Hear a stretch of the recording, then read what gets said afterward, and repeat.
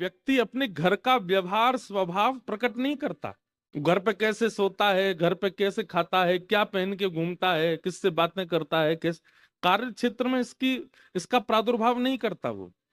लेकिन कभी कभी उसके कार्य क्षेत्र के कई ऐसे मित्र होते हैं जो उसके बड़े घनिष्ठ हो जाते हैं, तो धीरे धीरे वो उनको अपनी गृह क्रिया में प्रवेश कराना प्रारंभ करता है और अपनी गृह क्रियाओं से उनको अनुभव अनुभव करा देता है। मैं ऐसे सोता हूँ, मैं ये खाता हूँ, मैं रात में यहाँ जाता हूँ, मैं सुबह वहां बैठता हूँ, मैं उससे बात करता हूँ, इससे मिलता हूँ।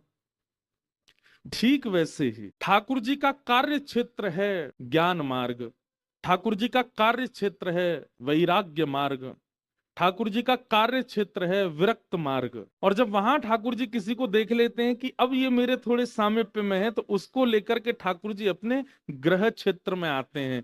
आप लोग जो कथा पिछले 3 दिन से सुन रहे हैं, ये ठाकुर जी के कार्य क्षेत्र की कथा नहीं है, ये ग्रह क्षेत्र की कथा है, ये घर की कथा है, ये ठाकुर जी की अंतरंग लीला है जिसका वर्णन श्रीमद् भागवत में भी नहीं है। कुछ कथाएं गर्ग संहिता से हैं, कुछ कथाएं ब्रह्म वैवर्त पुराण से हैं, कुछ कथाएं हमारे अष्टछाप के कवियों से हैं, कुछ कथाएं श्री हित चतुरासी जी की हैं, कुछ कथाएं, मतलब पदों से कथा का प्रादुर्भाव। ये एक जगह व्यवस्थित सुव्यवस्थित कथा नहीं है। ये जगह जगह ठाकुर जी ने जिन जिन को अपने ग्रह लीला का अनुभव कराया, उनके लीला वर्णन से ये लीलाएं निकाली गई हैं।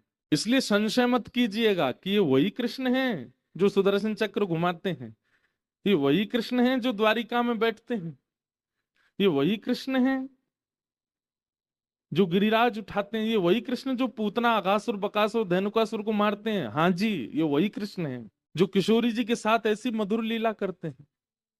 और इस मधुर लीला का प्राकट्य सबके सन्मुख नहीं होता, जब किशोरी जी सन्मुख होती हैं तभी होता है, अन्यथा ये भाव ठाकुर जी प्रकट नहीं करते। इसलिए इसमें संशय ना हो। इसीलिए कथाएं तो इतनी होती हैं, लेकिन सब जगह किशोरी जी और ठाकुर जी की अंतरंग लीलाएं प्रकट करने का स्वभाव नहीं होता, मन भी नहीं होता।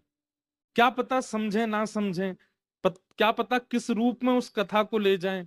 इसलिए बहुत व्यवस्थित होकर के कहना पड़ता है ठाकुर जी के रस को।